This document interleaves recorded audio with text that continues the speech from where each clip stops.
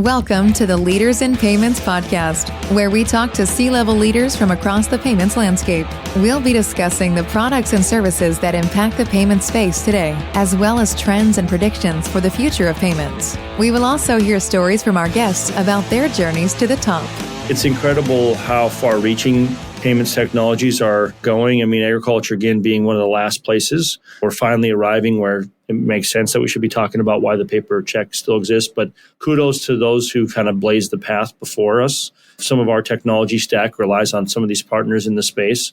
We would have a much heavier lift if we would have started 5 or 10 years ago on payments. And so kudos to those who are making impact here in the space, and proud to say we're joining in on the party.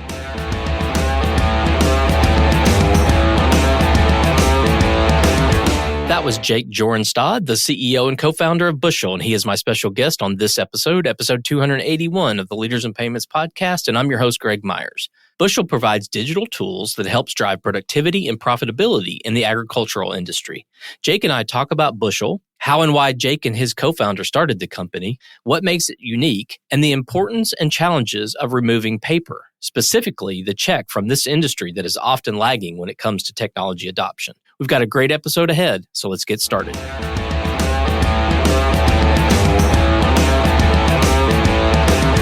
Hi, Jake. Thank you for being here, and welcome to the Leaders in Payments podcast. Hey, Greg. Thanks for having me on. Absolutely. So let's dive right in. If you don't mind, tell our audience a little bit about yourself, maybe where you grew up, where you went to school, where you currently live, a few things like that. So I am from the great state of North Dakota. I grew up right in the middle north of the state, about 10 miles from the Canadian border. Rural North Dakota town, a couple thousand people, came to the big city of Fargo, North Dakota for school. Computer engineering background, took me 4.5 years and a 2.7 GPA overall to get through, but I did it. And in the middle of that, started building software and have been in the software space ever since, and have built this company with my co-founder, Ryan. Well, let's talk about the company Bushel. So what does Bushel do? We are a software company, but our focus is agriculture. And in particular, think about the larger scale crops that we grow here in the United States and in Canada, corn and soybeans, the farmers that work in those, what we call row crops in grain. So we help their supply chain partners, these co-ops, elevators. If you've ever driven around in rural America, you see these tall metal silos. Those are our customers a lot of times. And what we do is we build a farmer sort of portal technology that allows their customer, the farmer, to go in and see all the transactions that they're doing with those facilities when they sell their grain, when they purchase their fertilizer. Think about it like when the bank finally came out with a mobile app and a portal for us to see all the transactions we're doing and make deposits. That's the same thing, except applied to agriculture. And so we have just over 70,000 farms in the U.S. using that tool set, and U.S. and Canada both. And before the tools that we provided and some of these capabilities that we built for the industry, there was a lot of paper-based transactions. So paper receipts whenever they made a delivery with their truck and dropped off their grain they sold, which happens many, many times a year, to paper contract in the mail to agree to even still today, something like 85-90% of those payments to the farmer are going out on paper check. And so we've taken on the initiative to change all that and make that all part of the digital infrastructure. So was the goal when you set out to, was it more payments focused, or was it more building the software and payments got added to it? So it was really not a payments business in our initial goal. Really, the challenge was more fundamental than that, just removing these paper transactions and making them more efficient. Let's say a farmer grows corn in Iowa. They do a lot of deliveries a year of their corn, many, many truckloads, call it tens or potentially 100 truckloads a year, depending on how big their farm is. And they basically had to keep track of that with some paper-based receipts. They'd write it down maybe on a spreadsheet. They'd have to try to calculate how much money they are making or losing throughout the year based on the markets, which are always moving. And there wasn't a lot of tools to do that well. And the big part of the problem was the facility that they sell to, this what we call the co-op or the grain company or the retailer that services the farmer and lets them sell their grain in there, didn't have these capabilities either. And they're not, a lot of them aren't big enough by themselves to build these technologies. They don't have big technology teams. And so we saw it as an opportunity for a SaaS offering that could scale across the industry. And of course, there's all kinds of challenges. You're doing complicated integrations with different facilities. You're trying to figure out what software they need to integrate with to make your tools work. And so that's where we're coming from. And it just so happens that as we made our path down this sort of digitization efforts, payments are one of the last places that's still significant paper with the paper check today. So that's how we landed there. And how long have you been in business? We launched Bushel in 2017 as a product and raised some capital. And prior to that, our business was really software consulting since 2011. So we've got a lot of experience, but the Bushel product and software launched in 2017. How did the pandemic affect your business, good or bad, or didn't?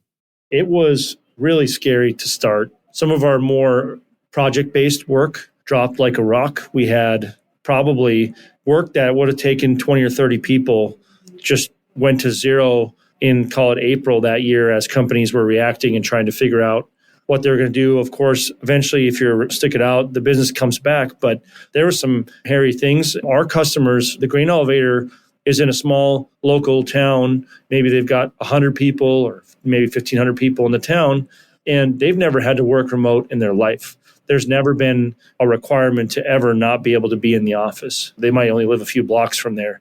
And so this was a real test of the technologies, how we were doing things in a way in agriculture that had never presented itself before. And a lot of agriculture is a very physical thing, and relationships are important. And so the industry had to evolve quickly. And so I think the net of it is that our customers and our companies that we work with in ag realize they need to accelerate some of these initiatives around technology. And I'm asking this question, but I don't know if you have. I assume you have some type of competition, but what would you say differentiates you from your competitors out there? Our approach was kind of unique and first to market back in 2017. Since then, there's been a few sort of business model copycats or fast followers, you might call them. Our approach has been pretty heavy initially on the grain industry, so very focused on being the best that we can be in enabling these farmers who grow these crops. As we've evolved over time, our tools have to become more commercial capable and easier to use. But I would say one of our biggest differentiations has been that we haven't just built technology that can do functions, but that have gotten real and significant adoption and made meaningful impact for our customers. We have over 40%, 50% adoption by the farmer user that does business with these companies of these tools, which is significant. Before this, I think 10% was a hope and a dream for a lot of technologies to be adopted in the space. And we've continued to show that every time we brought out a new capability or a new feature, that the adoption can happen and the farmer views these tools as helpful for their business. And so that's been a big differentiator for us. How important is the mobile aspect to what you do versus sort of like you said, most of these people were used to being in an office at a facility, but it sounds like you have a mobile app as well. How has that adoption gone? Actually, our go-to-market was mobile first and still is really today. Back in 2017, that was a little bit unheard of because you had this pushback, my farmer doesn't have a cell phone or my farmer doesn't use a smartphone. That was never really true, but the perception was that these farmers weren't ready for these tools. But in reality, the farmer is one of the most sort of mobile-centric people out there doing work because they're always in the truck, in the combine, in the tractor, going to town. They don't sit in front of the desk very often. And so our go-to-market was a native, good experience on iOS and Android in the early days. And that's really been a big differentiator for us at the beginning. But of course, everybody has to do that today. But that was one of our go-to-market differentiators, was the ability to deliver a really nice mobile experience for the farmer anywhere that they were. And give us maybe a step through kind of a typical use case, maybe from adoption of the product to how exactly people would use it. And within that maybe use case, calling out sort of where the payments aspect makes the most impact. Think about the farmer. They have a cycle every year. They plant in the spring. So they've got to purchase their seed, chemical, and fertilizer, whatever it takes to grow their crop. At the beginning of the year, they put it in the ground, usually in April. And throughout the summer, they're tending it, right? And they're paying attention to it and treating it and doing the right things to keep that crop on track to produce as much as possible and this with the right qualities. And then in the fall, they have to go out and harvest it. So they bring their combine out and they cut it down and they process it and they dump it into a truck, and the truck has to go to town and sell it at the local elevator. And throughout the year, the farmer's got to make decisions on when and how they sell it. And they can sell parts of their crop earlier in the year and later in the year. And as they're doing all that, they've got to keep track of where they're at in their position, what contracts have they done, and what have they achieved so far. And so our tools help them do that. But in the end, the crop that the farmer sells is the main revenue source. It's like their paycheck for the year, but they don't get it until the fall. So it's really important for them to know what they've delivered and the quality, and are they going to get paid the total amount that they expected, in keeping up with those numbers. And of course, we've done all that to make it easy for the farmer, but they got to the settlement where they get paid for that grain, and it was issued on a paper check. So they knew what they were going to get paid and the dollar amount, and our system knew that. But then the facility would print the check and send it in the mail. And then the farmer, who happens to not live in town typically because they're on a farm, has to run to town to deposit that check. And that can be hours and hours of their time a week. And so we saw it as an opportunity to go, you know what, this is call it almost $500 billion of payments to farms in the U.S. a year. This is an opportunity to fix a paper-based process and make it easier, more accessible, and save everybody time. And so we worked on our payments ability to make that part of our program and part of our platform. In the payments and fintech industry, merchants and their customers have increased expectations around omni-channel commerce. So in collaboration with NMI, the fully integrated payment solution built to scale, we've launched the Be Solid campaign, where in this series, we'll explore the ability to accept payments anytime, anywhere, using any device. We'll dive deep into mobile acceptance via contactless, tap-on phone, QR codes, wallets, and more. We will hear from companies like Authvia, Cantaloupe, Google, and more. To listen to the latest episodes, visit leadersinpayments.com or nmi.com/resources/podcasts. In a world full of squares and stripes, be solid. Where do you see the industry headed? And you can answer that in terms of the payments aspect specific to your segment, or if you want to answer it from a more broad perspective, that's great too. But where do you see it headed, say, in the next maybe 3 to 5 years? Just like everything in all these other industries outside of ag, eventually the technology adoption happens and the curve happens. But there has been, I would argue, a lag in agriculture where it's just taken longer to get some of these core technologies adopted that you've seen in other industries. Even sometimes you could argue it's slower than healthcare. McKinsey says it's dead last in terms of digitization is in agriculture. And so what our prediction is that the farmer is going to continue to become more impressive and more capable than ever before. The farmer has never been the part of the problem that is lacking in terms of adoption of tools and technology that make their life better. But the facilities really need to change. They have been operating the same for over 100 years, these co-ops and these systems that are out there. And so they're all investing heavily in some of these technologies and tools.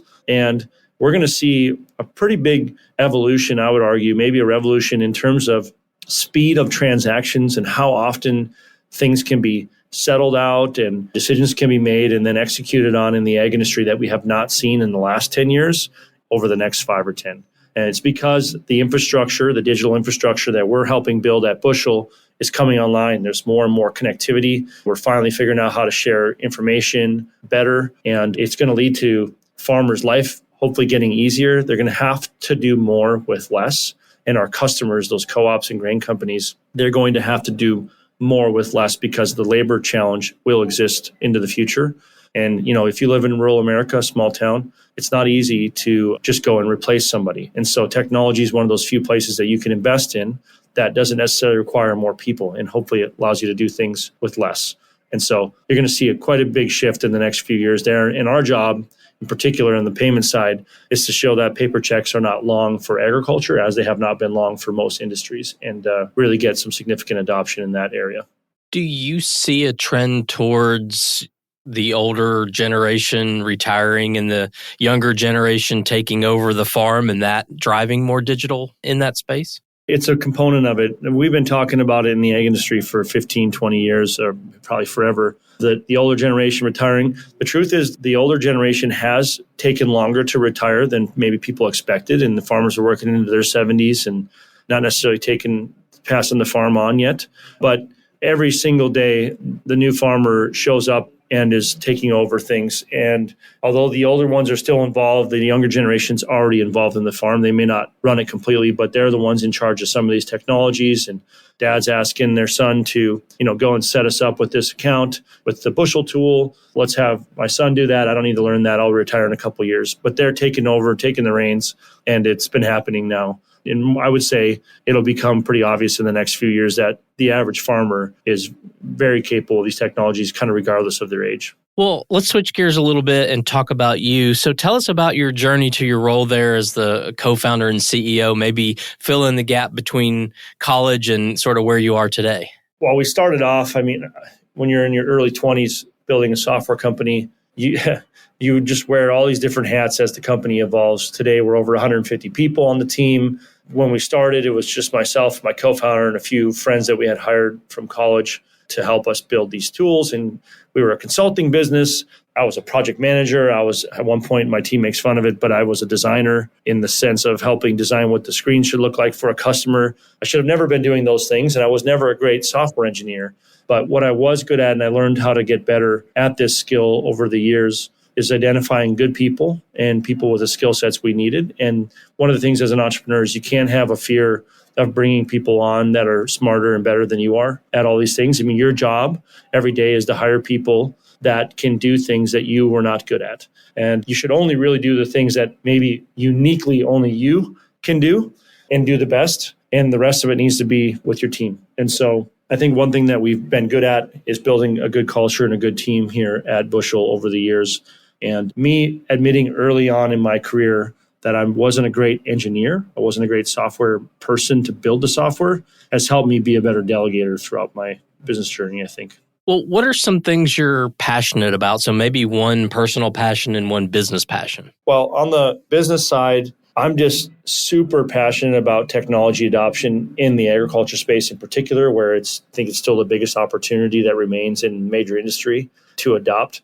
And so as an early adopter of technology myself, I could see why the smartphone was going to change the way we did business and how we interacted. I could see right now you're looking at AI, potentially probably the most important technology in the 21st century. And this is going to disrupt a lot of things, but it's also going to make us better at a lot of things. And so I'm pretty passionate about helping our customers understand how these changes in technology can make them better. And they don't, not to be scared, but to embrace these technologies. You cannot avoid or moderate or run from technology and change. That's just inevitable. And so how do you embrace it is something I'm pretty passionate about championing in our industry. And then on the personal front, I have a family, but I also have a hobby. My only hobby that I can afford to have, and I enjoy a lot, is cars. And in particular, I race touring cars in a series called Grid Life here in the United States. So I go to some big racetracks, Road America and Mid-Ohio and Circuit of the Americas in Texas, and I go racing. So fill us in on what kind of cars. For us that don't know, tell us what that means. So if you pull up the TV, you probably have seen NASCAR. You might be a fan of F1 now after Netflix brought that series out. It looks a lot more like F1, but really slow compared to an F1 car. We're running cars that you could buy from a Honda Civic to an older Corvette. I run a Honda S2000. It's a sports car from Honda, rear-wheel drive. And we're on these big tracks. So they're asphalt, not dirt. And we run 40 to 50 cars in a race. They throw the green flag. We race 4 times a weekend for 20 minutes apiece. And every single car on the track in my group called Grid Life Touring Cup is all racing for first place. We're all the same class. And so we're pretty equal in terms of the car. And so the driver is the big differentiator. And if you're wondering, I have never won yet in all 5 years of me attempting. So we're still working on getting better. Well, that's why you keep going back, right? Yeah. Yeah. Part of it's the challenge is, I think I enjoy competition a lot. I wouldn't be in business probably if I didn't like this. And so, yeah, that's a big motivator. If I can't be the best at it right away, that's a motivation. But if I feel like I'm always improving, then it's something I want to stick to. And this is something that I've just really enjoyed. And we do it under the banner of a company or a racing team we call Myriad Motorsports, MYRIAD, Myriad Motorsports. So one business question I wanted to go back to and kind of mentioned it when you were talking about your passion on the business side. And you did this early in your career, right? The consulting stuff. Is it fair to say that your sales are really consultative sales. Like you're probably, and correct me if I'm wrong, you're not out there running banner ads on Facebook and signing up farmers. You're doing consultative selling. Is that fair? Spot on. Consultative selling, and really it's a B2B sale. Even the farmer's a business, but we don't necessarily sell most of our tools to the farmer. We sell it to their co-op or their facility they work with, their agribusiness. So it's a consultative. A lot of times there's an in-person meeting along the way to build buy-in from the leadership team. It's an annual or multi-year commitment. These aren't small dollars, right? SaaS contracts are tens of thousands, hundreds of thousands, or even millions of dollars a year. And so it's a consultative sale. It's a value-based proposition. How can we create value for your business? And here's the technology we're going to put in to do it. And one final question. So having been in payments myself for quite a while now, kind of fell into the space, didn't really go after and look at payments, I'm going to build a career there. But I think that sort of changed, right? I think the kids these days coming out of college or university see payments and fintech, and a lot of this financial services stuff is kind of a hot, sexy industry to go into. So what advice would you give someone, say they come to you looking for a job, or they're looking to build a career in payments? What would you tell them they need to do to be successful? Well, I think one of the big problems in the payment space right now is picking a company to initially spend your time with. That's pretty important because in reality, there's a lot of solutions looking for a problem in the payments world. And so really do your vetting on, is this really a problem that needs to be solved? Is it a meaningful problem that is worth solving? And then do you trust and want to be working with the types of people you meet along the way?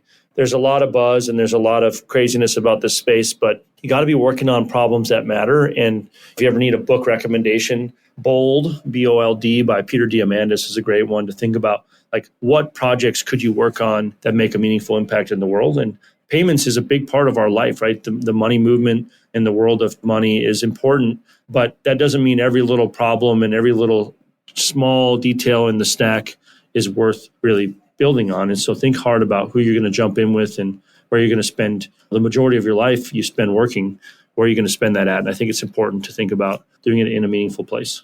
I think that's really sound advice. Well, Jake, we've covered a lot of ground so far, obviously about you and the company and the future. Is there anything else you'd like to add before we wrap up the show? Thanks for doing this. And it's incredible how far-reaching payments technologies are going. I mean, agriculture, again, being one of the last places. We're finally arriving where it makes sense that we should be talking about why the paper check still exists. But kudos to those who kind of blazed the path before us. Some of our technology stack relies on some of these partners in the space.